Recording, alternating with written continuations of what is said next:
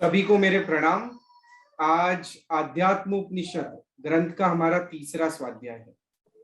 जैसे कि हमने पिछले स्वाध्याय के अंदर देखा था कि भारत की सभी परंपराओं का अध्ययन करके जो नवनीत महोपाध्याय यशो विजय जी महाराज साहब ने प्राप्त किया, वो उन्होंने आध्यात्मोपनिषद ग्रंथ के अंदर रखा। पिछले स्वाध्याय के अंदर हमने मंगलाचरण से इस ग्रंथ की शुरुआत की थी। मंगलाचरण क्या होता है, मंगलाचरण क्यों करते हैं और मंगलाचरण कितने प्रकार के होते हैं, उसके बारे में जाना था।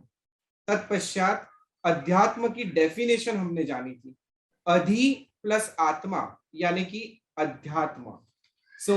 इसके अंदर अधि का मतलब था रहना और अध्यात्म यानी आत्मा की करीब रहना, आत्मा में रहना, उसका ही नाम अध्यात्म है। साथ ही साथ अध्यात्म की दूसरी डेफिनेशन हमने देखी थी कि आत्मा को लक्ष्य में रखकर पंचाचार का पालन ही अध्यात्म है। जिसमें पंचाचार किसे कहते हैं उसके बारे में संक्षिप्त में हमने जाना था। ज्ञानाचार, दर्शनाचार, चारित्राचार, तपाचार और वीर्याचार। आज इसी कड़ी में हम आगे बढ़ेंगे और आगे के स्वाध्याय के अंदर सब जुड़ेंगे। मैं पंडित वर्य जीतू भाई का इस जैन योग के मंच के ऊपर स्वागत करता हूं और उनसे विनती करता हूं कि आज के स्वाध्याय की शुरुआत करें। प्रणाम जीतू भाई। प्रणाम। महोपाध्याय यशो विजय जी विरचित अध्यात्म उपनिषद इस नाम इस ग्रंथ का है। इस ग्रंथ का स्वाध्याय हमने प्रारंभ किया है। अध्यात्म उपनिषद नाम की चर्चा हमने पहले और दूसरे स्वाध्याय में विस्तार से की है। ये नवनीत स्वरूप ग्रंथ है। अध्यात्म का नवनीत पाने के लिए इस ग्रंथ का अध्ययन, स्वाध्याय, चिंतन, मनन आवश्यक है। अधि उपसर्ग और आत्मा शब्द दोनों के संयोग से अध्यात्म शब्द का निर्माण हुआ। अधि शब्द अधिकरण के अर्थ में है। अधिकरण का अर्थ है उसमें, में।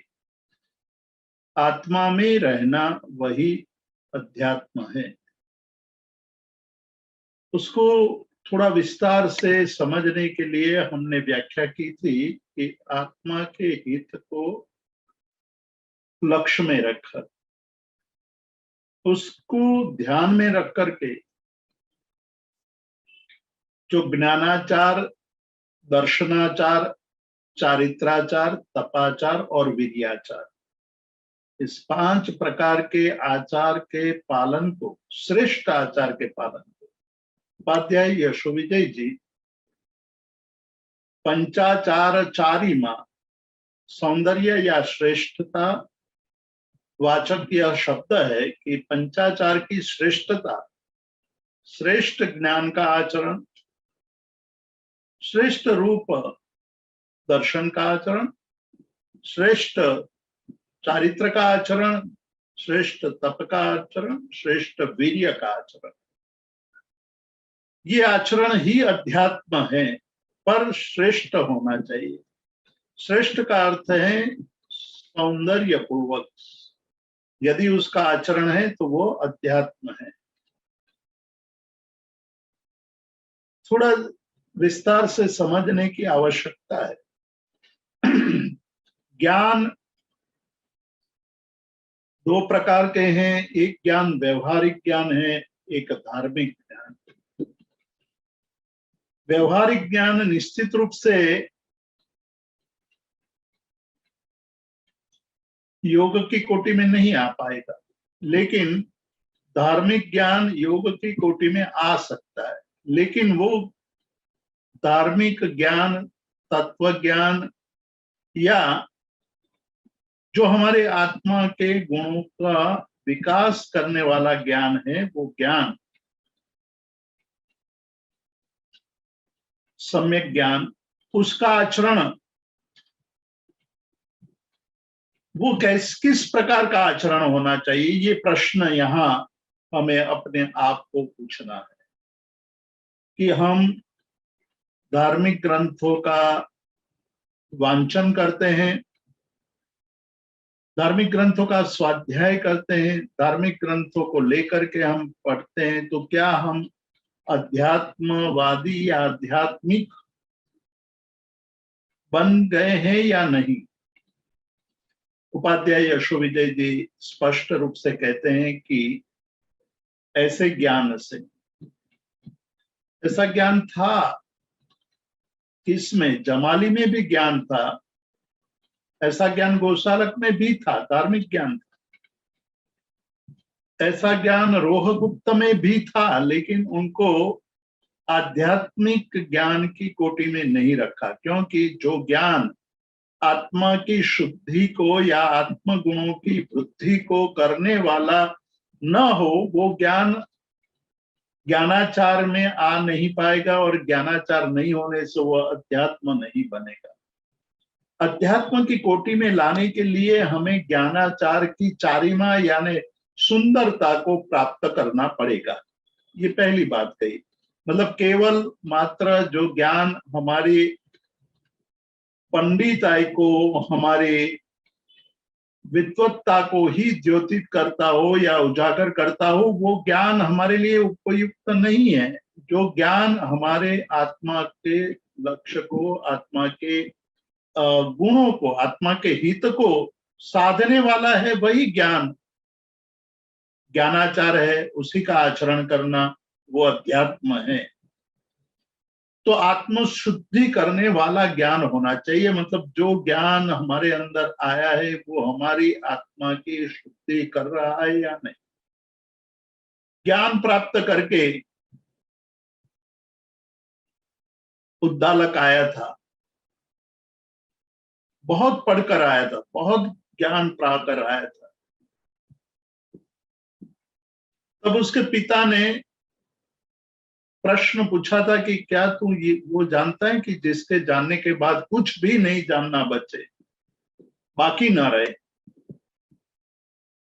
पुत्र सोचने लगा, वो कहने लगा कि ये बात तो मुझे मेरे गुरु ने पढ़ाई ही नहीं है, मैं वैसी बात तो जानता ही नहीं।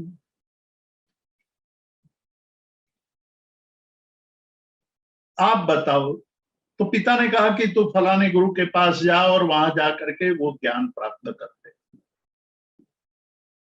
जो जानने से बाकी जानने का कुछ बचे ही नहीं, शेष बचे ही नहीं, वो ज्ञान ही श्रेष्ठ ज्ञान है।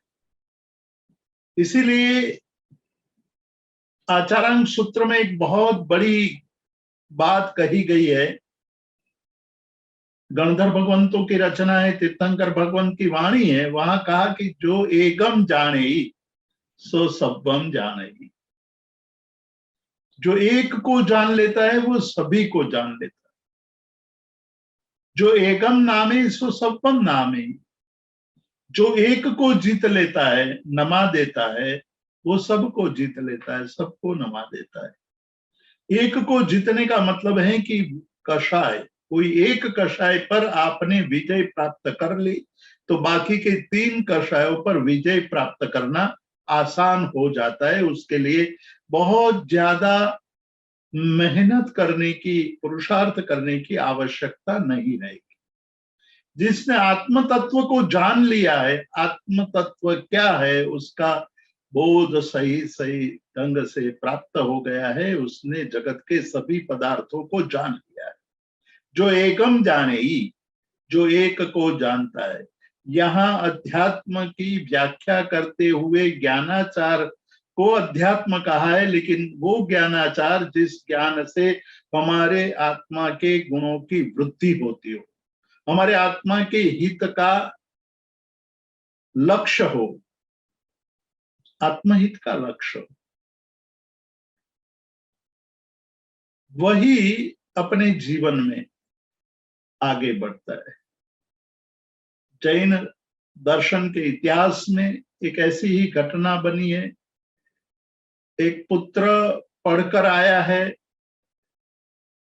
बहुत पढ़ा है, बहुत वर्षों तक आश्रम में रह करके पढ़कर आया है। गांव के लोगों ने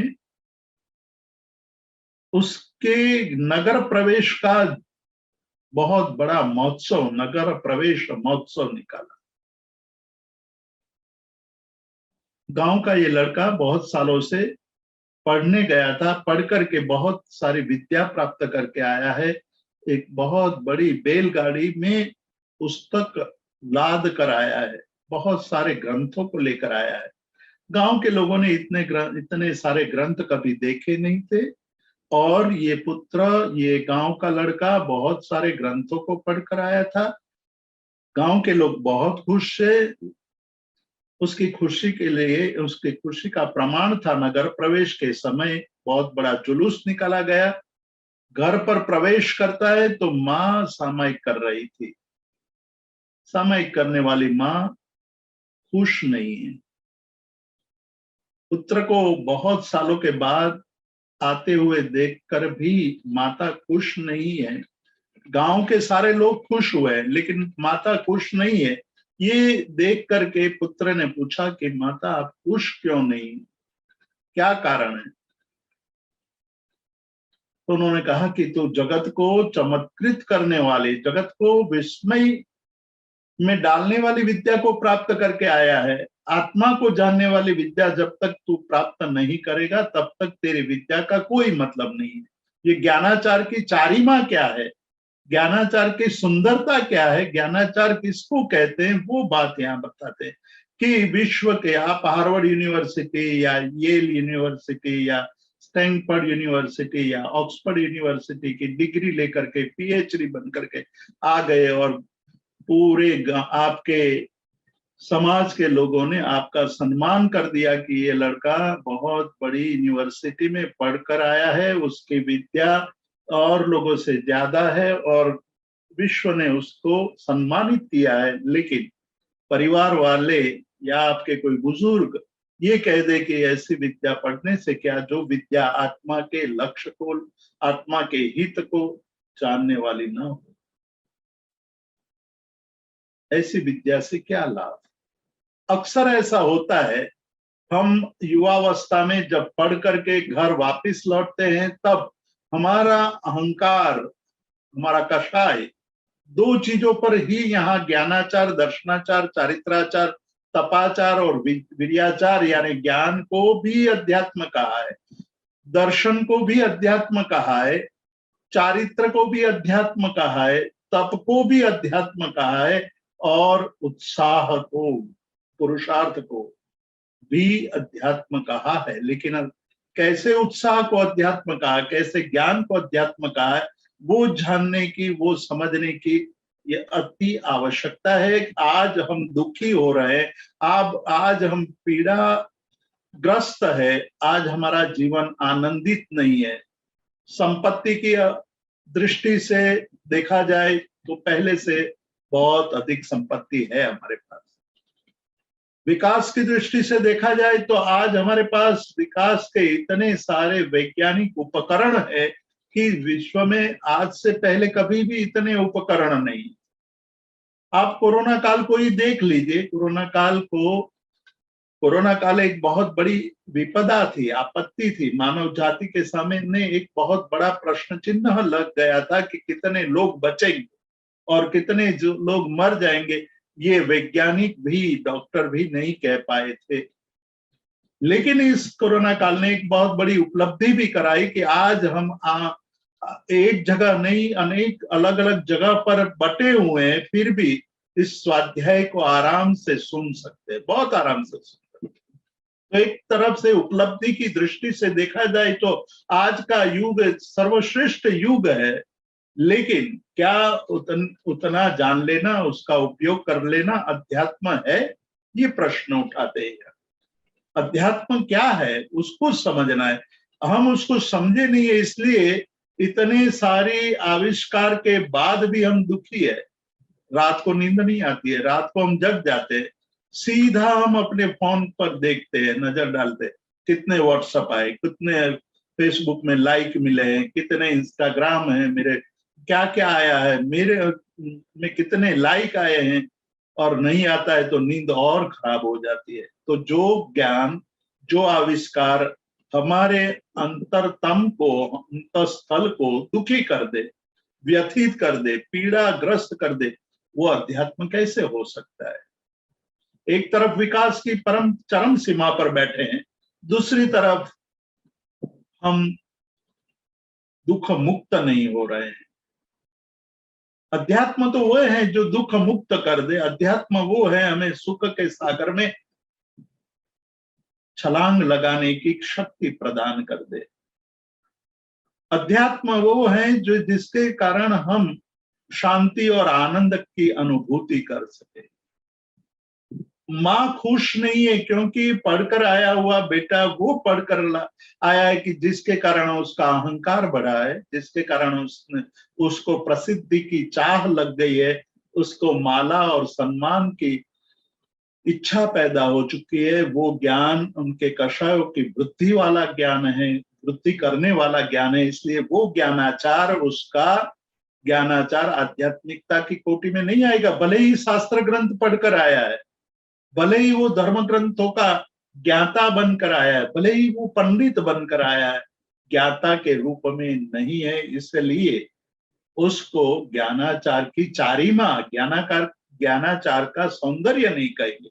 और जब तक ज्ञानाचार का सौंदर्य नहीं आएगा तो उसको अध्यात्म की कोटि में, अध्यात्म के ग्रंथ पढ़ने पर भी अध्यात्म की कोटि में उसको नहीं रख पाएंगे। ये एक बहुत बड़ी बात यहाँ उपाध्याय यशोविदय जी कह रहे हैं कि स्वाध्याय करने के बाद तुरंत आप अपने अंदर देखो कि मेरे स्वाध्याय से मेरे विषय के प्रति जो आकर्षण है मेरा, वो आकर्षण कितना कम हुआ कि नहीं हुआ। और दूसरी बात, कषायों की जो पीड़ा है, क्लेश है, दुख है, वो कम हुई कि नहीं हुई। कषाय केवल क्रोध को नहीं देखना है, हमें देखना है कि हमारे जो कषाय यानी क्रोध, हमारा जो ईगो है, अहंकार है, कभी कभी हम अड़ जाते हैं, कभी कभी हम जिद्दी बन जाते हैं, कहीं कहीं ऐसी जिद हमारे जीवन में आ जाती है, वहां अटक जाते हैं। हम ये मानने लगते हैं कि मैं ही सही हूं और मेरे सिवाय पूरा विश्व गलत है, चाहे मेरा पुत्र हो, पत्नी हो, मित्र हो, स्वजन हो, कोई भी हो, मैं उसकी बात नहीं मानूंगा। ये ईगो का ही ये प्रश्न है और ईगो के कारण ही दुखी हो रहे हैं। तो कषायों की जो पीड़ा है, उस कषायों की पीड़ा में हम अपने आप को खुश मान रहे हैं, समझ रहे हैं। तो ऐसे ज्ञान को हमें अध्यात्म की कोटि में नहीं रख पाएंगे। भले ही हर रोज स्वाध्याय करते हैं, हर रोज पूजा करते हैं, हर रोज प्रतिक्रमण करते हैं, लेकिन उसके बाद भी हमारे जीवन में विषयों और कषायों की प्रवृत्ति कम न होती देखी जाए तो हम अध्यात्म की कोटि में वो आचार को नहीं रखेंगे। इसलिए यहाँ पहला ज्ञानाचार का विषय लिया, दूसरी बात कही कि दर्शनाचार, श्रद्धा, हमारी श्रद्धा कितनी प्रगाढ़ है, किसमें श्रद्धा है। बहुत बड़ी बात कर रहे हैं यहाँ कि मेरा स्वरूप क्या है, उस स्वरूप मुझे प्राप्त करना है या नहीं करना है, उसमें मुझे श्रद्धा है कि नहीं। जो एकम जाने ही सोच सबम जाने ही, उसका शाब्दिक अर्थ तो हम सब जानते हैं, शाब्दिक अर्थ में कोई तकलीफ नहीं है। जो एकम जाने ही बहुत सरल शब्द है। जो मतलब जो व्यक्ति एकम मतलब एक को, जाने ही मतलब जानता है, सो सबम जाने, वो सबको जानता है। लेकिन उसमें श्रद्धा है कि नहीं, और वो श्रद्धा वैसी श्रद्धा की यही सत्य है और मेरा स्वरूप सिद्ध जैसा स्वरूप है और मुझे वो स्वरूप को प्राप्त करना है। मेरे अंदर अनंत ज्ञान, अनंत दर्शन, अनंत चारित्र, अनंत सुख, अनंत वीर्य पड़ा हुआ है। वो आनंद का मुझे अनुभव करना है, मेरे अंदर पड़े हुए अनंत आनंद की अनुभूति करनी है। ये बात जब मन में आ जाए और उस पर पूर्ण श्रद्धा हो जाए कि मेरे स्वरूप में और सिद्ध के स्वरूप में कोई भेद नहीं है। मैं शुद्ध हूं, बुद्ध हूं, निरंजन हूं, निराकार हूं। ये सारी बातों को हम आंखें बंद करके उसी को लक्ष्य बना करके संकल्प पूर्वक उनके साथ तन्मयता, तादात्म्य भाव अनुभव करने की कोशिश करें। वो आएगी बात दर्शनाचार से। दर्शनाचार यानी अविहड़ श्रद्धा, ऐसी श्रद्धा कि यही सत्य है और मैं, जो मेरा स्वरूप है, उसमें मुझे श्रद्धा है और मेरे स्वरूप को मुझे प्राप्त करना है और प्राप्त करने के लिए यही भव है, यही जन्म है। इस संकल्प को लेकर के आंखें बंद करके अपने आप को देखना श्रद्धा पूर्वक, वो श्रद्धा, वो दर्शनाचार है। ये दर्शनाचार जब आता है, चारित्राचार का आचरण शुरू होता है। जब ज्ञान और दर्शन दोनों एकत्र हो जाते, ज्ञानाचार और दर्शनाचार का संबंध स्थापित हो जाता है, इस प्रकार का जो सम्यक दर्शन और सम्यक ज्ञान युक्त जो आचार है, सम्यक ज्ञान का आचार ज्ञानाचार है, सम्यक दर्शन का आचार दर्शनाचार है। और जब उसकी स्थिति आ जाती है, सम्यक चारित्राचार का पालन होने शुरू हो जाता है। और वो आचार का पालन शुरू होता है, धीरे धीरे वो प्रगाढ़ बनता जाता है। प्रारंभ में शुरुआत तो बहुत हल्के से होगी। पिछली बार हमने देखा था कि हम जब इस मार्ग में प्रवेश करते हैं तो बहुत ही मतलब थोड़ी सी अनुभूति होती है, लेकिन जैसे जैसे उसको निरंतरता बढ़ाते हैं, उसी को ज्यादा गहराई से देखते हैं, तब प्रारंभिक कोटि से हम आगे बढ़ते हुए विशेष कोटि में प्रवेश करते हैं। और जब विशेष कोटि में प्रवेश करते हैं, तब कषायों का जो हमारे अंदर नाटक चल रहा है, मैं नाटक कह रहा हूं, कषायों का नाटक में ही हम आज जी रहे हैं। दिन भर कषाय हमें कितना परेशान करता है वो हमें पता नहीं है, क्योंकि हमने कषायों को ही अपने जीवन का स्वभाव मान लिया है, अपना स्वभाव मान लिया है। और अपने स्वभाव को स्वभाव स्वरूप मान लेने से हमें उनकी पीड़ा नहीं लग रही है। पीड़ा को हमने अपने स्वभाव के स्वरूप मान लिया और उसके कारण हमें कषायों से मुक्त होने का बोध भी नहीं हो पा रहा है।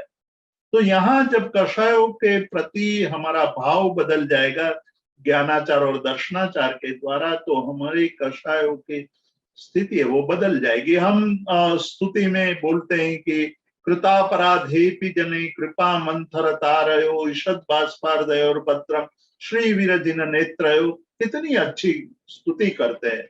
ये शब्द जब कलिकाल सर्वज्ञ हेमचंद्र सूरी जी ने बोले होंगे तो उनके मन में क्या भाव आएंगे, कितनी ऊंची स्थिति होगी कि मेरे परमात्मा जब उनको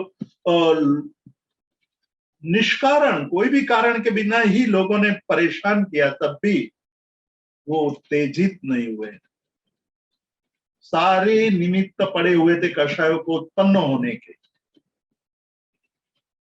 सभी कुछ वहां पड़ा हुआ था। सैन्य लग चुका है, गोलियां बरसने की तैयारी हो चुकी है। उस समय मन को शांत रखना कितना कठिन हो, लेकिन वितराग परमात्मा साधना में अपनी साधना उसमें लीन थे। उनको कोई फर्क नहीं पड़ता था कि मुझे परेशान कर रहे हैं तो शरीर परेशान हो रहा है, आत्मा परेशान नहीं हो रहा है। चारित्राचार अपने आप में लीन, कषायों की कितनी भी स्थिति तीव्र बन जाए तब भी वो शांत रहे। हमारे वहां कहा कि कमठे धरणेन्द्रे च सोचितम कर्म कुर्वती, वही स्थिति की बात कर रहे हैं। वहां भी यही बात कर रहे हैं कि एक तरफ एक उपसर्ग कर रहा है, एक बचाने की कोशिश कर रहे हैं, लेकिन भगवान दोनों के प्रति उनके उचित आचरण की बात कर रहे हैं। अब जो यहाँ बात आई है अध्यात्म के प्रारंभ की बात आ रही है, वहां ये उचित आचरण की बात आ रही है। हरिभद्र सूरी जब आचरण अध्यात्म की बात करते हैं तो बहुत ही महत्व की बात करते हुए कहते हैं कि ऐसी स्थिति प्राप्त करने के लिए कुछ भूमिका का हमें निर्माण करना पड़ेगा। अध्यात्म के जगत में प्रवेश करने के लिए थोड़ा सा हमें अपने आप को योग्य बनाना पड़ेगा, और योग्यता के लिए उन्होंने लक्षण बताए कि क्या योग्यता होनी चाहिए, किस प्रकार की योग्यता होनी चाहिए। ये बहुत महत्वपूर्ण बात है, अति महत्वपूर्ण बात है कि हमें क्या करना चाहिए, कैसे आगे बढ़ना चाहिए। बच्चे को पहले दिन आप कह दो कि तुझे डॉक्टर बनना है, और उसके मन में ये चाह भी पैदा हो जाए बच्चे के मन में कि मैं डॉक्टर बनना चाहता हूं, लेकिन उस बच्चे को पहले ही दिन ये भाव जगे और हाथ में इंजेक्शन दे दिया जाए, सुई दे दी जाए, इंजेक्शन दे दिया जाए, तो क्या वो एक डिग्रीधारी और सिस्टम से पढ़कर के तैयार हुए डॉक्टर की तरह वो इंजेक्शन का उपयोग कर पाएगा? नहीं कर पाएगा। उसमें योग्यता आए तभी वो शनै शनै वो एक आगे बढ़ता है। वो पहले एसएससी पास करता है, हायर सेकेंडरी पास करता है, कॉलेज में जाता है, बैचलर होता है, पीएचडी करता है, डॉक्टर की उपाधि प्राप्त करता है। तो ये क्रमशः आगे बढ़ते हुए जीवन में कुछ आगे बढ़ते बढ़ते बढ़ते वहां तक पहुंच जाता है, तो वो उसकी योग्यता है, और योग्यता प्राप्त होती है तो वो सारा काम कर सकता है।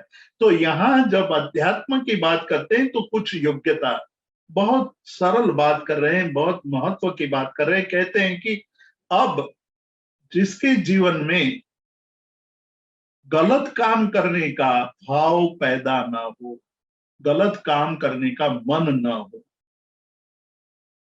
गलत काम, आदमी में कितनी चेष्टाएं पड़ी हुई है, कितने कितने प्रसंग होते हैं, उसमें छोटी छोटी गलत करने की भावना उद्भूत हो जाती है, जागृत हो जाती है।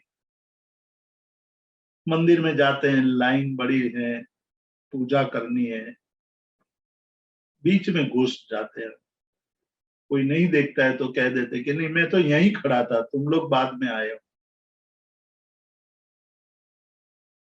परमात्मा की भक्ति करने जा रहे हैं और हम वहां झूठ बोल रहे हैं। परमात्मा की भक्ति करने के लिए गलत करना वो कैसे उचित हो सकता है? नहीं है। कभी कभी हम गलत भाव भी, गलत काम भी तीव्र भाव से करते हैं, लगता है छोटा काम है लेकिन तीव्र भाव से कर लेते हैं। जब ये तीव्रता कम हो जाए, बहुत कम हो जाए तीव्रता कि भी अब मेरे मन में इतनी तीव्रता नहीं आएगी कि मैं क्रोध आए तो ऐसा बोलूं कि सभी का मैं नाश कर दूंगा, पूरी सृष्टि को जला दूंगा। अब ऐसा सामर्थ्य किसी में नहीं है, चक्रवर्ती में भी नहीं है कि पूरी सृष्टि को वो जला पाए। पर भाव तो हो सकता है मनुष्य में। क्या ऐसा भाव बाना उचित है कि नहीं है? इसी का यहाँ निषेध कर रहे हैं कि अब तीव्र भाव से गलत बातें सोचना बंद कर देता है।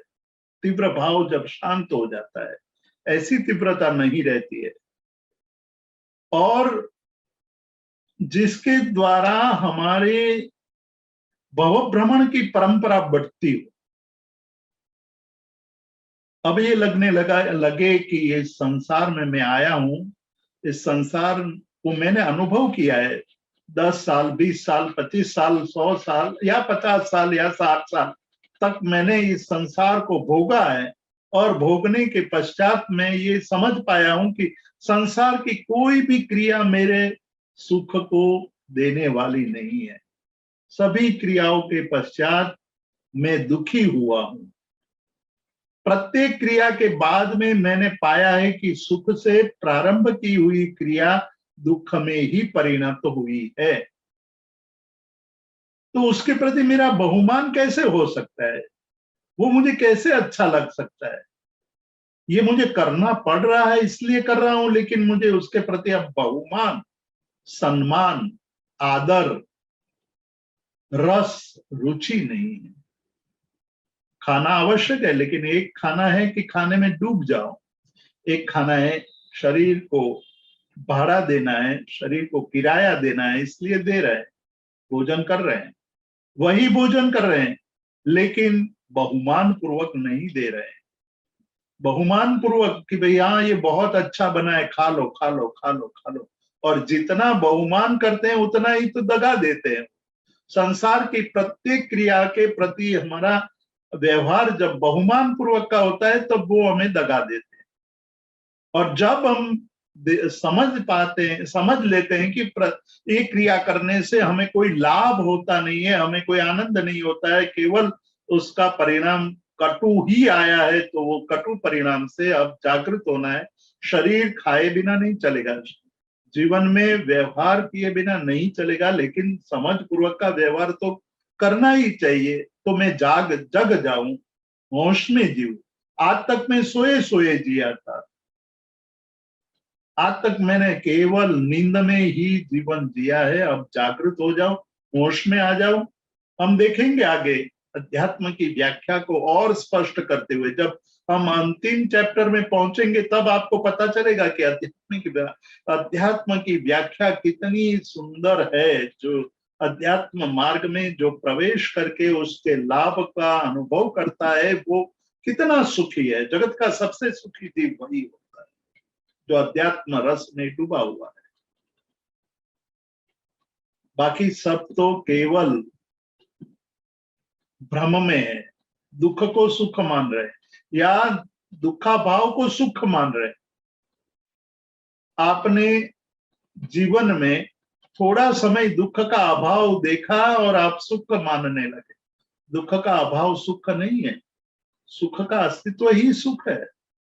पर हम थोड़े दुख के अभाव को सुख मान करके आनंद में आ जाते हैं। ये सारी बातें जब आप समझ में आ जाती है, होश में आ जाते हैं, अध्यात्म की एक व्याख्या देखेंगे हम कि होश में आना, जागृत होना, वही अध्यात्म है। तो जागृत होने के लिए क्या करना चाहिए, उसका प्रारंभ होता है कि असार के प्रति अब बहुमान नहीं है। आप कचरे के प्रति सम्मान कैसे कर सकते हैं? कूड़ा करकट है, कचरा है, उसके प्रति आपको सम्मान कैसे हो सकता है? यहाँ जो संत महात्मा अनुभवी पुरुष है वो यही कहते हैं कि योग्यता तो यही है कि आप कचरे को कचरे मानो। आप जो कबाड़ खाना है उसको अच्छा मानते हो तो कभी आगे नहीं बढ़ सकते हो, कभी महल का निर्माण नहीं हो पाएगा। संसार असार है, उसको जब तक आप असार मानोगे नहीं तब तक संसार से मुक्ति नहीं हो सकती है। संसार से मुक्ति पाने के लिए हमें संसार के प्रति जो बहुमान का भाव है वो दूर करना पड़ेगा। उसको समझ से दूर कर सकते हैं, जागृति से दूर हो सकता है।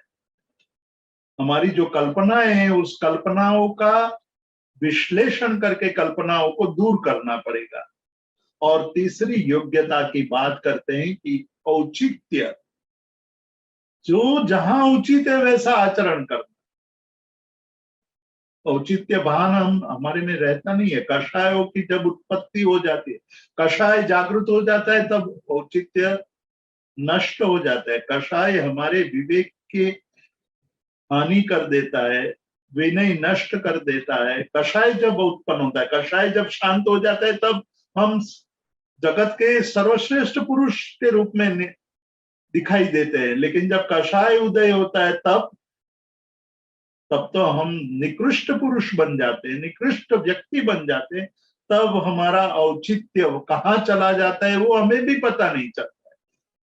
जिस तरह से शराबी शराब पी करके घर आता है, लौटता है, तो वो कहता है कि पूरा घर घूम रहा है। अरे भाई, घर नहीं घूम रहा है, तुम्हारा दिमाग घूम रहा है, तुम चक्कर खा रहे हो, तुम्हें पता नहीं है कि क्या हो रहा है, और तुम कहते हो कि पूरी सृष्टि घूम रही है। औचित्य वहां चला गया, वो भूल जाता है कि मैं कहाँ हूं, मेरा कमरा कहाँ है, कहाँ सोना चाहिए, कहाँ मुझे बैठना चाहिए, वो भी भूल जाता है। कभी कभी तो नाले में गिर करके वो आनंद से सो जाता है कि अरे वाह कितना सुंदर ये स्विमिंग पूल है, मुझे इतना अच्छा स्थान कभी नहीं मिला। ये भाव उत्पन्न हो जाते हैं तो औचित्य चला जाता है। जब औचित्य चला जाता है तो वैराग्य की उत्पत्ति, अध्यात्म के मार्ग का अनुभव कभी भी नहीं हो सकता है। तो यहाँ कहते कि ये सबसे प्रारंभिक योग्यता कि हमारा जो औचित्य भाव है वो निरंतर बने रहना चाहिए। औचित्य से ही धर्म का प्रारंभ होता है, अध्यात्म की शुरुआत होती है कि औचित्य पूर्वक सभी जगह पर, केवल मंदिर में जाएं और नमस्कार कर ले ऐसा, वहां औचित्य क्या है? पंचांग प्रणिपात होना चाहिए कि मेरे देव देवादिदेव हैं। इंद्र भी जब इनको नमस्कार करते हैं तो मेरे इंद्र के सामने तो तुच्छ जीव हूं, और मुझे ऐसे देव मिले हैं, देवादिदेव मिले, तो मेरा कर्तव्य क्या होना चाहिए? मेरा उचित कर्तव्य क्या है? औचित्य क्या है? वो औचित्य का पालन। यहाँ मैं कुछ ही दृष्टांत दे रहा हूं, वो एक समझ में आए इसलिए। सारी बातें करने का वक्त भी नहीं है और समझने के लिए एकाध दृष्टांत ही काफी होता है। ऐसी अवस्था को अपुनर्बंधक अवस्था कही है। अपुनर्बंधक अवस्था मतलब मोहनीय कर्म की जो उत्कृष्ट स्थिति है और उत्कृष्ट रस है, अब वो शांत हो गया है। उत्कृष्ट स्थिति और उत्कृष्ट रस, दो बातें याद कर रहा है कि अब उत्कृष्ट स्थिति आने 70 कोटा कोटि सागरोपम, 70 कोटा कोटि सागरोपम की स्थिति, बांधने वाला कर्म अब नहीं आएगा, कभी बंद नहीं होगा। मतलब कि इतना तीव्र भाव पैदा नहीं होगा, इतनी तीव्रता अब नहीं आएगी कि जिसके कारण हम 70 कोटा कोटि सागरोपम का कर्म बंद करें, और तीव्र रस भी नहीं रहेगा। संसार के कार्यों के प्रति इतना रस आ जाए, वो रस भी विरस हो जाएगा, क्योंकि रस जो हमने माना है वो काल्पनिक है। कुत्ता जब हड्डी को चूसता है तो उसको उसमें रस आता है। कुत्ता जब हड्डी को चूसता है तो उसको लगता है कि मुझे संसार का सर्वश्रेष्ठ रस, मैं रसपान कर रहा हूं। लेकिन थोड़ा समय बीतता है, अपने ही मुंह में पीड़ा होने लगती है, तब पता चलता है कि मैं ही मेरे को चूस रहा था और ये मान रहा था कि मैं संसार के सर्वश्रेष्ठ रस का अनुभव कर रहा हूं। थक जाता है, हड्डी को छोड़ देता है, आसार देखता है कि ये मैंने क्या किया, तब वो छोड़ता है। बाकी तो आप उसको छुड़वाने के लिए जाओ तो आपको काटने लगता है, आपके पीछे ऐसा पड़ता है कि आप भागने लगते हैं। वही कुत्ता जब अपने होश में आता है तब पता चलता है कि ये मेरी गलती थी, ये मेरी मूर्खता थी और मुझे ऐसा नहीं करना चाहिए। तो दो बातें यहाँ निखर कर आती है कि एक, विषयों के प्रति जो हमारा संग है, अध्यात्म की अवस्था का प्रारंभ ज्ञानाचार, दर्शनाचार, चारित्राचार, तपाचार और विद्याचार से होता है। पर यहाँ चारीवा शब्द रख करके उपाध्याय यशोविजय जी ने आचारों की सौंदर्यता की बात कर दी कि सुंदर आचार कौन है? जो अपने आत्मा में हमारे जो राग पड़ा हुआ था, तीव्र आसक्ति पड़ी हुई थी, वो जब हम उससे मुक्त होने लगते हैं, मतलब विषयों के प्रति आसक्ति और कषायों की तीव्रता जब मंद होने लगती है, तभी अध्यात्म का उदय होता है। तो आत्म शुद्धि को लक्ष्य में रख करके तपाचार किया जाए तो वो अध्यात्म। बाकी आप देखिए, अग्नि शर्मा ने भी बहुत बड़ा तप किया था, बहुत बड़ा तप किया था। मांस खमन के पारने पर मांस खमन करता था, लेकिन उसको आध्यात्मिक नहीं कहा, कषायों से भरा हुआ था।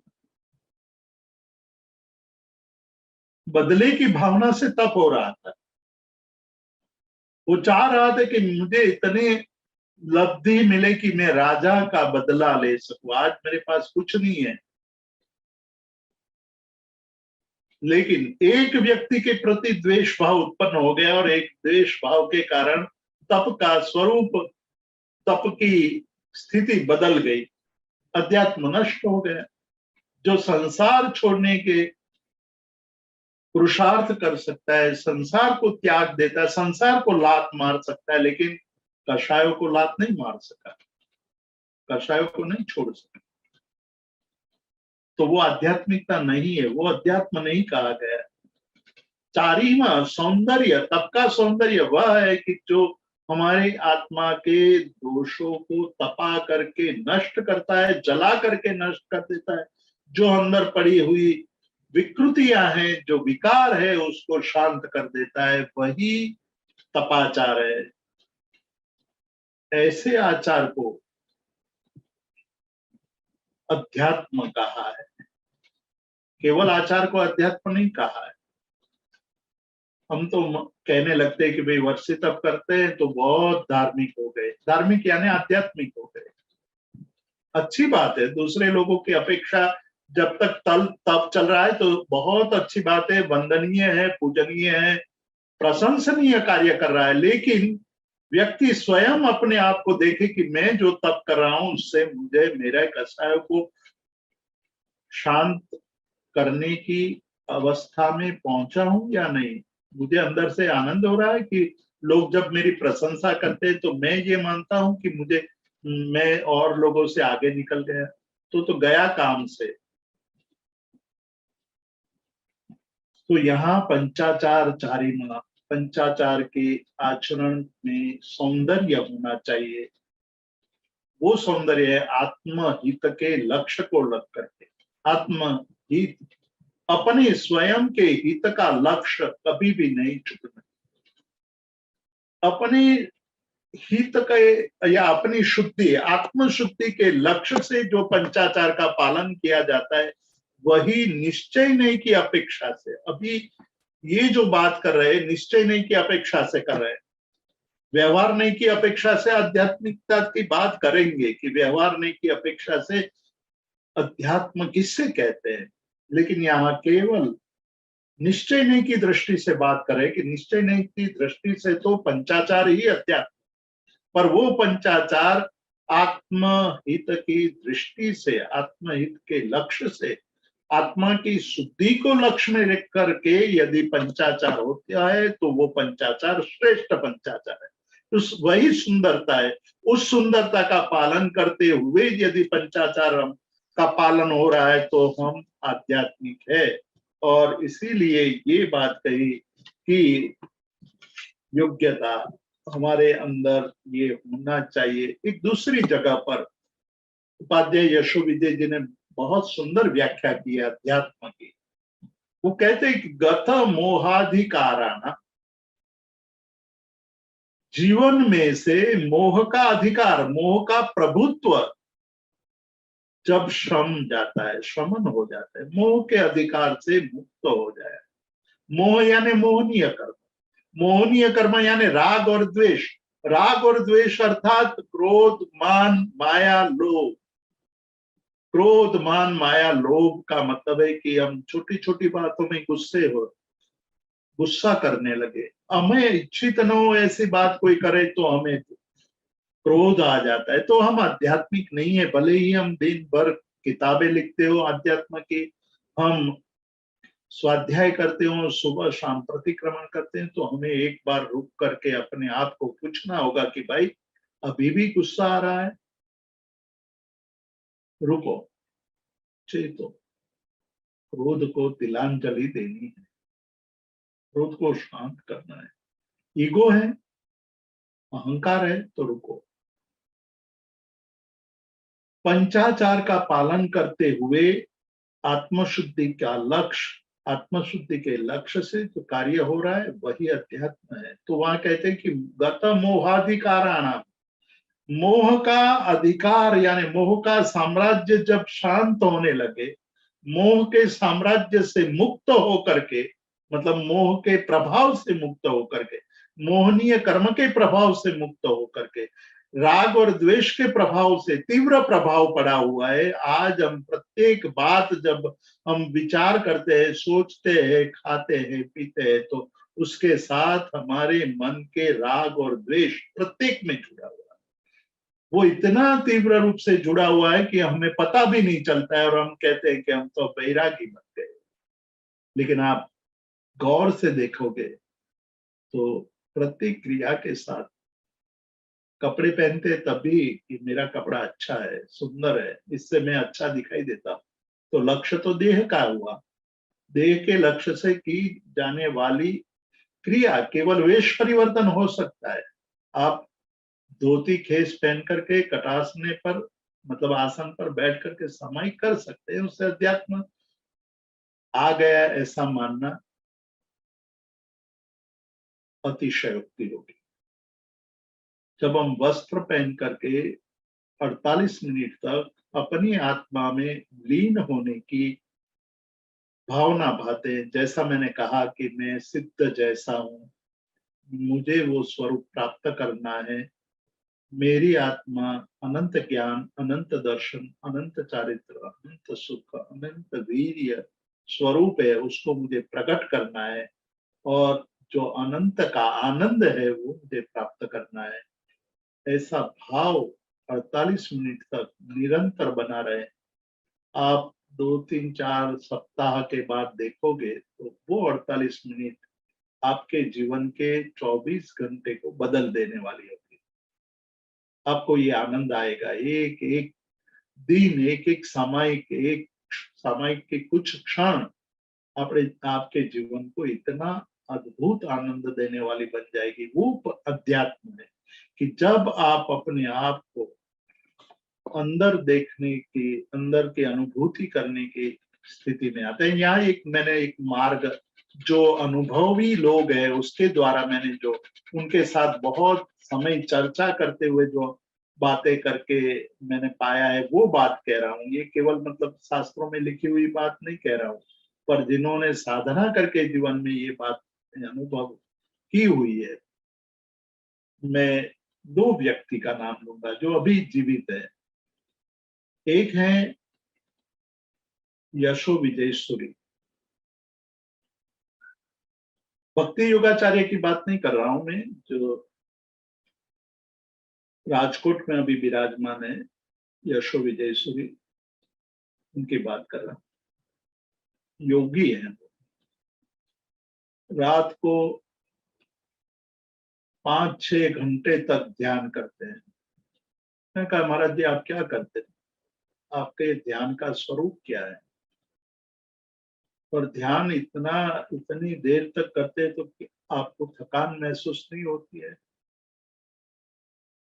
उन्होंने कहा कि मैं जब ध्यान करता हूं तो मैं यही बात करता हूं कि मैं आत्मा हूं, मैं ज्ञान, अनंत ज्ञानवान हूं, अनंत दर्शनवान हूं, अनंत चारित्रवान हूं, अनंत वीर्यवान हूं। मेरे और सिद्ध में कोई अंतर नहीं है। मैं उस स्वरूप के अनुभूति कर रहा हूं और उसमें मुझे समय का भान नहीं रहता है। जब आंख खोल के देखता हूं तो 4 5 घंटे बीत गए होते हैं। एक तदाकारता का, लयलीनता का प्रभाव है कि हम 5 सेकंड भी आंखें बंद करके बैठ नहीं सकते हैं। हमें तुरंत होने लगता है कि बस आंख खोल दे, बाहर क्या चल रहा है देख। महाराज जी कहते हैं कि मैं घंटों भर तक करता हूं और उसके कारण मुझे जो प्रसन्नता, जो स्फूर्ति, आनंद, प्रसन्नता की अनुभूति होती है, वो अन्य किसी भी चीज से प्राप्त नहीं। रमेश भाई मुट्ठा का नाम भी यहाँ में, जिन्होंने पालिताना में चातुर्मास करवाया, उनसे मेरी बात हुई थी कि क्या करते हो रमेश भाई? तो कहा कि मेरी सही साधना तो ध्यान में होती है। मैं जब ध्यान करता हूँ, मैंने कहा ध्यान क्या करते हो? तो उन्होंने कहा कि मैं आत्मा के विशुद्ध स्वरूप के एकाकार तदाकार लयलीन बनने की कोशिश करता हूँ। और उस समय मुझे जो अनुभूति होती है वो मुझे कभी भी किसी भी धन की प्राप्ति से, यश की प्राप्ति से नहीं हुई है। जो आनंद और जो प्रसन्नता, सुख की अनुभूति होती है वो वहां से। तो अध्यात्म सुख देता है, वो उसके दो जीवंत दृष्टा हमारे सामने है। कभी आप जाओ तो यही बात करना, पूछना कि महाराज आपकी साधना क्या है, रमेश भाई आपकी साधना क्या है, क्या करते हो, कैसे आप करते हो, हमें भी सिखाओ, हमें भी जानना है। तो वो पंचाचार की चारिमा शुद्धि, वो शुद्धि है कि के गुणों की वृद्धि, आत्मा की शुद्धि को लक्ष्य में लेकर के यदि हम स्वाध्याय करते हैं तो वो अध्यात्म बनेगा। यदि हम श्रद्धा करते हैं इस प्रकार की तो अध्यात्म बनेगा। यदि हम चारित्र का पालन करते हैं यानी सामायिक करते हैं, प्रतिक्रमण करते हैं, उस चारित्र का चारित्र अध्यात्म की कोटि में आएगा।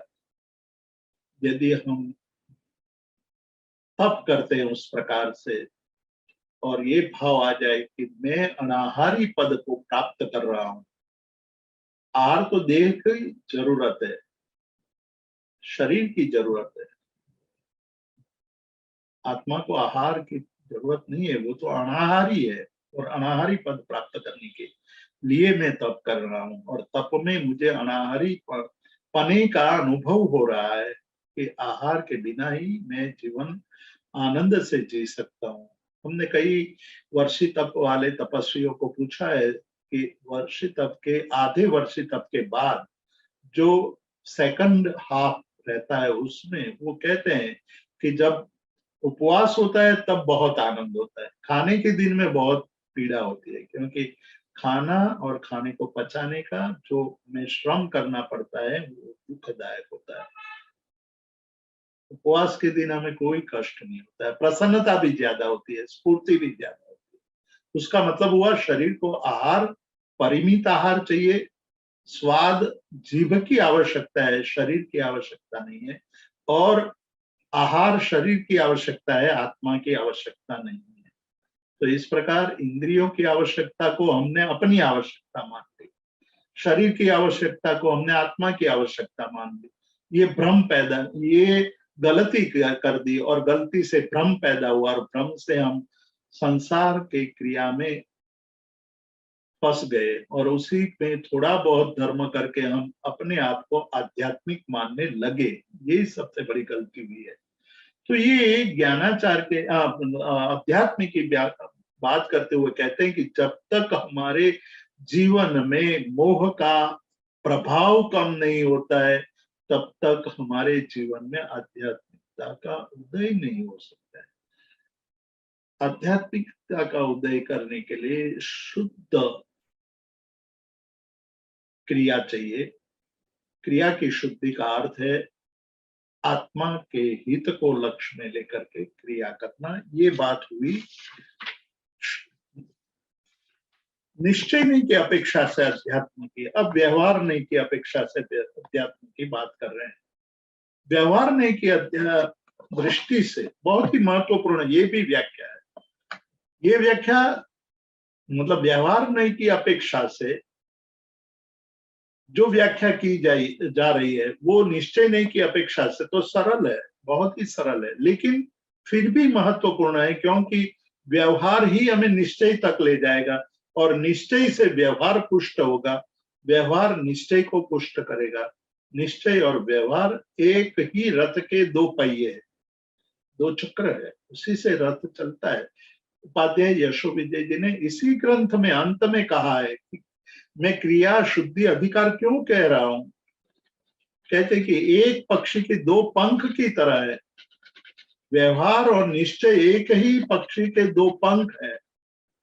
जो व्यक्ति ये कह दे कि एक पंख से पंखी उड़ जाएगा तो वो कभी संभव नहीं है। पंख होते हुए भी नहीं उड़ पाएगा। मतलब एक पंख यानी या तो निश्चय का पंख या व्यवहार का पंख। उड़ने के लिए उनको दोनों पंख चाहिए, ये आवश्यक है, तभी वो पंछी उड़ सकता है, अन्यथा वो उड़ नहीं सकता है। और अध्यात्म के मार्ग में अध्यात्म की ऊंचाई को प्राप्त करने के लिए दोनों पंख चाहिए। आत्मा को दोनों पंख का अर्थ है कि क्रिया और ज्ञान, निश्चय और व्यवहार। तो यहाँ व्यवहार की भी आवश्यकता है। व्यवहार की बात करते हुए कहते हैं कि मैत्र्यादि वासितम चित्तम, मैत्री आदि से वासित यानी उससे सुगंधित। जिस तरह हम परफ्यूम लगाते हैं और हमारे कपड़े सुगंधित बन जाते हैं, हमारे आसपास में जो लोग गुजरते हैं उसको सुगंध आती है, आनंदित हो जाते, प्रफुल्लित हो जाते, पुलकित हो जाते। तो उसी तरह हमारा चित्त भी पुलकित होना चाहिए मैत्र्यादि से, मैत्री से, प्रमोद से, करुणा से और मध्यस्थ भाव से। अर्थात जिसके मन में मैत्री, प्रमोद, करुणा और मध्यस्थ भाव पड़ा हुआ है, जिसका चित्त मैत्री भाव से युक्त है, जिसका चित्त करुणा भाव से युक्त है, जिसका चित्त प्रमोद भाव से युक्त है, जिसके चित्त में मध्यस्थ भाव पड़ा है, वो भी आध्यात्मिक है। यहाँ बहुत ही सुंदर व्याख्या कि जो चित्त है वो आध्यात्मिक चित्त तभी कहलाता है उसके अंदर मैत्री, प्रमोद, करुणा और मध्यस्थ भाव हो। इसीलिए बुद्ध ने इसके लिए बहुत सुंदर शब्द का प्रयोग किया है। वो कहते हैं कि मैत्री आदि भाव वो ब्रह्म विहार है। जब ब्रह्म में हम विहार करते हैं, ब्रह्म लोक में विहार करते हैं, तो आनंद ही आनंद है। अर्थात जब हमारे चित्त में मैत्री, प्रमोद, करुणा और मध्यस्थ भाव तो आनंद ही आनंद है। वहां अध्यात्म पनपेगा। व्यवहार से अध्यात्म मार्ग में प्रवेश करने वाला आगे चल करके निश्चय से व्यवहार को प्राप्त करने में सक्षम बन जाएगा। तो मैत्र्यादि अधिवासितम, मैत्री आदि से युक्त ऐसा चित्त, हमारे चित्त जो है वो व्यवहारिक अध्यात्म है। व्यवहार नहीं की अपेक्षा से अध्यात्म है, और वो व्यवहार नहीं से अध्यात्म हमारे चित्त को निर्मल करता है। अब हमें हमारे चित्त को विकारी कौन करता है वो बराबर समझेंगे, तभी हमें चित्त को निर्मल करने का सोचेंगे, अन्यथा चित्त को निर्मल करने का भाव पैदा नहीं होगा। हमारे चित्त को दूषित करने वाले दो ही तत्व है, विषय और कषाय। ये बात हमेशा याद रख लेनी है, रट लेनी है कि विषय और कषाय, विषय और कषाय, जिससे हमारा चित्त दूषित होता है। तो जब चित्त दूषित होता है उसको दूर करना है तो मैत्री बहुत सरल मार्ग है कि मैत्री भावना, करुणा भावना से जीवन चित्त को वासित करे। प्रमोद भावना से जहां जहां गुण दिखाई देता है, जहां जहां हमारे से अधिक गुणों का दर्शन होता है, उसके प्रति प्रमोद, आनंद भाव कि मैं जो नहीं कर सकता हूं वो ये कर रहे हैं। अधिकतर हम लोग ईर्ष्या भाव में मतलब वहां भाव से, ईर्ष्या भाव से हम अभिवासित हो जाते हैं। उस ईर्ष्या भाव को तोड़ने के लिए प्रमोद भाव चाहिए। प्रमोद से हमें दूसरे के प्रति ईर्ष्या का भाव कभी नहीं जगेगा। और जहां हमारे कहने पर कोई भी परिवर्तन नहीं आ रहा है तो मध्यस्थ भाव, तटस्थ भाव, ये मानकर चलना कि अभी मेरी को न्याय नहीं है।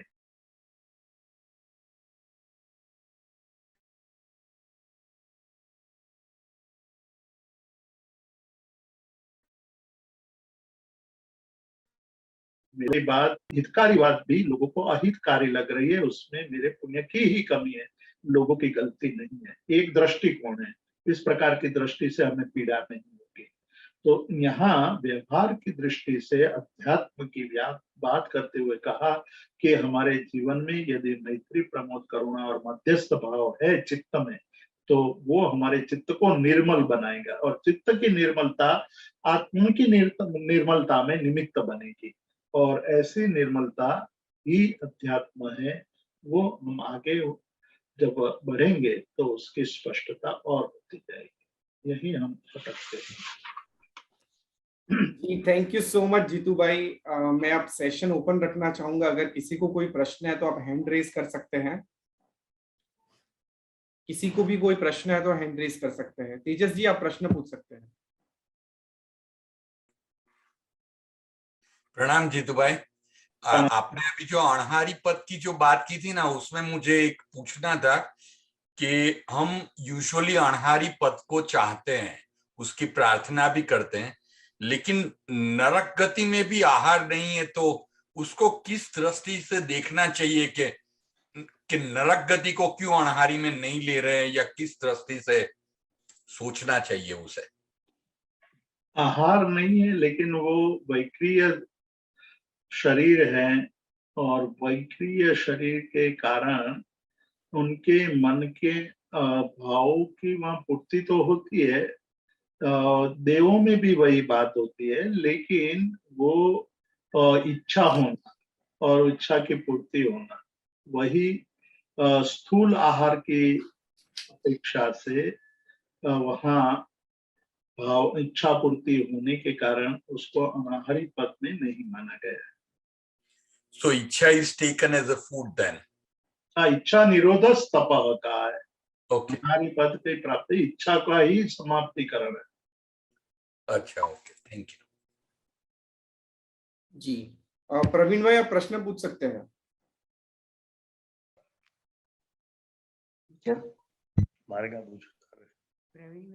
छाया बहन प्रश्न पूछो छे। हाँ जी, प्रणाम जीतुभाई। આપણે જ્ઞાનાચાર અને દર્શનાચાર બંને સહચારી છે, એટલે બંનેનું પાલન થોડું સિદ્ધિપૂર્વક થઈ પણ શકે છે અને સરળતાથી થઈ શકે છે.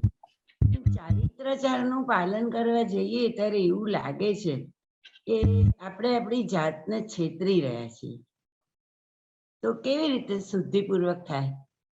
हाँ, ये जो हमारे मन में ये भाव आता है कि हम अपने आप को ठग रहे हैं, ये भाव भी शुद्धि की तरफ ले जाने वाला है, क्योंकि ये भी जागृति का लक्षण है कि आज तक मतलब जो क्रिया की तो हम अपने आप को ठग रहे थे, और वो नहीं करना चाहिए। भले हो ना हो बाद में बात है, लेकिन एक जागृति है। जागृति आने से आज नहीं तो कल आप उसको छोड़ पाओगे। पहले तो ये जागृति ही नहीं थी, ठगना ही धर्म मान रहे थे। आज इतनी जागृति तो आ गई है कि भाई हम ठग रहे हैं अपने आप को, तो जितना सहज रूप से कार्य हो सके उतना करें, हम अपने आप को न ठगे, ऐसे भाव पैदा होते जाएंगे और चारित्राचार का अतिचार पालन शुरू होगा। आज भले ही अतिचार पूर्ण है या आज भले ही दोष पूर्ण आचार हो रहा है चारित्र का, लेकिन जैसे जैसे जागृति बढ़ेगी निरतिचार पालन निश्चित रूप से शुरू होगा। जी आभार जीतुभाई। जी और किसी को कोई प्रश्न है तो हैंड रेज कर सकते हैं, नहीं तो मैं आज के सेशन को समराइज करना चाहूंगा। जी आप प्रश्न पूछ सकते हैं, अनम्यूट करना होगा आपको।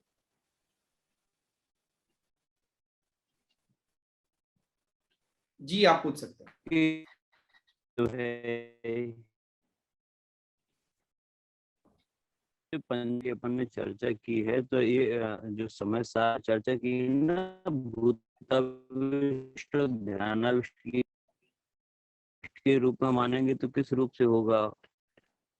एक सहज चर्चा और ध्यानाविष्ट के रूप में, बौद्ध दर्शन जो योगज प्रत्यक्ष के रूप में भी है कि ऐसा ध्यान करता है, तो इसमें भिन्नता कैसे स्थापित करेंगे? नील भाई आवाज उनकी, हाँ आवाज क्लियर नहीं आ रही है। आप ईमेल कर दीजिए या एक लिख करके भेजिएगा, हम नेक्स्ट सेशन में आपके प्रश्न का जवाब देंगे। अभी आपकी आवाज टूटी टूटी आ रही है, इसलिए प्रश्न भी स्पष्ट नहीं हो रहा है, तो प्रश्न की स्पष्टता नहीं होने। પ્રણામ જીતુભાઈ, જયંત શાહ વાત કરું છું। મધ્યસ્થ ભાવ જે છે એમાં તટસ્થ ભાવ, મધ્યસ્થ ભાવમાં સાક્ષી ભાવ અને જ્ઞાતા દ્રષ્ટા ભાવ કવર થઈ જાય? नहीं, मध्यस्थ भाव में अपनी तो शुरुआत होती है। मध्यस्थ भाव में हमने केवल व्यवहार की दृष्टि से मध्यस्थ, जब मध्यस्थ भाव की पराकाष्ठा आएगी तो उसमें वो बात आ सकती है, लेकिन प्रारंभ में तो केवल इतना ही है कि हम ये मानते हैं कि भाई अभी मेरे इतने पुण्याय नहीं है कि मेरी बात सब लोग माने, या मैं जो कहता हूँ वो उल्टा हो रहा है तो मुझे मौन रहना चाहिए, उससे मुझे उत्तेजित नहीं होना चाहिए, मुझे उससे ये अपेक्षा नहीं करनी चाहिए कि सभी मेरी बात माने। उपेक्षा भाव ज्यादा है उस मध्यस्थ के प्रारंभिक अवस्था। मध्यस्थ का की पराकाष्ठा में वो बात आ जाएगी जो आप कह रहे हैं। अच्छा, ओके, थैंक यू जी।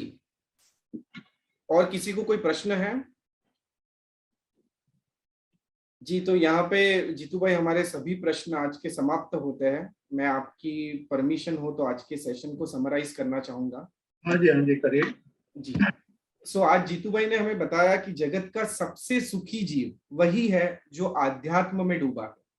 हम दुख के अभाव को ही सुख मानते हैं और उसमें ही आनंद मनाते हैं, पर रियल में सुख वही है जो आध्यात्म में डूबा है। उसी के साथ हमें बताया कि आध्यात्म यानी क्या, तो पंचाचार के श्रेष्ठ पालन को ही आध्यात्म कहते हैं, जिसके अंदर हमने ज्ञानाचार के बारे में जाना। ज्ञानाचार में जिस ज्ञान में आत्महित का लक्ष्य हो, जिस ज्ञान में आत्महित का लक्ष्य हो, जैसे कि एग्जाम्पल दिया कि स्वाध्याय करने के बाद विषयों में आकर्षण कितना कम हुआ, ये फॉर्मूला है जिससे हमें चेक करते रहना है। साथ में दर्शनाचार की डेफिनेशन में हमें बताया कि दर्शनाचार यानी श्रद्धा, तो किसमें श्रद्धा, मेरा स्वरूप सिद्ध जैसा है और मुझे वो प्राप्त करना है, मेरे अंदर पड़े हुए अनंत आनंद की अनुभूति करनी है, मैं शुद्ध बुद्ध निरंजन निराकार हूं, उसमें श्रद्धा करना, वही वास्तविकता में दर्शनाचार है। और दर्शनाचार और ज्ञानाचार का संबंध जब स्थापित हो जाता है तब चारित्राचार का पालन शुरू होता है। और चारित्राचार को समझाने से पूर्व जीतू भाई ने कहा कि परम पूज्य आचार्य हरिभद्र सुरीश्वर जी महाराज साहब, उन्होंने आध्यात्म के जगत में प्रवेश करने के लिए हमें कहा कि सबसे पहले योग्य बनना पड़ेगा, शनै शनै, यानी कि क्रमशः हमें आगे बढ़ना पड़ेगा, जिसके अंदर 3 बातें हमको कही, जिसमें पहला कहा कि जिसके जीवन में गलत काम करने का भाव पैदा न हो, यानी कि हम जो गलत काम तीव्रता से करते हैं वो तीव्र भाव जब शांत हो जाता है, यानी हमें तीव्र भाव को शांत करना है। दूसरा कहा कि जो असार है उसके ऊपर अबहुमान होना चाहिए। और तीसरा, औचित्य हमारे जीवन में बना रहना चाहिए, यानी कि हमें हर जगह उचित कर्तव्य करना चाहिए।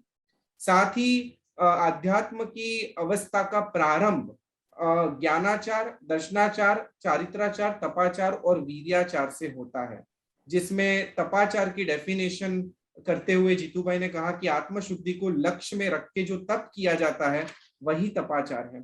और अंत में हमें बहुत ही सुंदर व्यवहार और निश्चय नए की डेफिनेशन दी, जिसमें कहा कि पंछी के 2 पंख होते हैं और वो दोनों पंख उसको उड़ने के लिए चाहिए, वैसे ही आत्मा को आगे बढ़ने के लिए व्यवहार और निश्चय रूपी पंख चाहिए। व्यवहार यानी कि क्रिया और निश्चय यानी कि ज्ञान, तो ज्ञान और क्रिया रूपी पंख होना आवश्यक है। साथ ही अंत में विषय और कषाय को समझाते हुए कहा कि विषय और कषाय से हमारा चित्त दूषित होता है और उसे दूषित होते हुए रोकने के लिए हमें मैत्री, प्रमोद, करुणा और माध्यस्थ भाव का सेवन करना चाहिए। इस तरह हमने आज के स्वाध्याय में बहुत सारी अच्छी अच्छी चीजें जानी और मैं आशा रखता हूं कि आपका आज का सेशन रिवाइज हो गया होगा। सो इसी के साथ हम आज के सेशन को विराम देते हैं और पुनः सोमवार को हम चौथे स्वाध्याय के अंदर मिलेंगे। तब तक के लिए सभी को धन्यवाद। और साथ ही साथ मैं कहना चाहूंगा कि आप जो आध्यात्म उपनिषद का जो ग्रुप है उसको चेक करते रहना, उसके अंदर हम आपको ट्रांसक्रिप्ट भी भेजेंगे, जिससे रिटर्न फॉर्म में आप लेक्चर को रीड कर सको। हमें ये स्वाध्याय को बार बार दोहराना है, क्योंकि जो भी हमें मिल रहा है वो अनमोल है, जिसकी कोई मीन्स हम शब्द से वर्णन नहीं कर सकते, उतना अद्भुत ज्ञान हमें मिल रहा है। तो सभी स्वाध्याय निरंतर करते रहे, इसी आशा के साथ हम आज के सेशन को विराम देते हैं। विराम देने से पहले बहुत बहुत धन्यवाद करना चाहूंगा जीतू भाई, जो कि हमें इतना सुंदर और रोचक शैली में ज्ञान प्रदान कर रहे हैं। जगत के सभी जीवों का कल्याण हो, जगत के सभी जीव हमारे मित्र हैं, कोई भी हमारा वैरी नहीं है, इस भावना के साथ प्रार्थना। अणु परमाणु शिव बनी जाओ, अखा विश्व नु मंगल थाओ, सर्वे जीवो मोक्षे जाओ। खामेमि सव्व जीवे सव्वे जीवा खमन्तु मे, मित्ति में सव्व भुवेषु वैरम मज्जन केणै। सर्वथा सौ सुखी थाओ, पाप ना कोई आचरो, राग द्वेषति मुक्त बनीने, समता सौ समाचरो।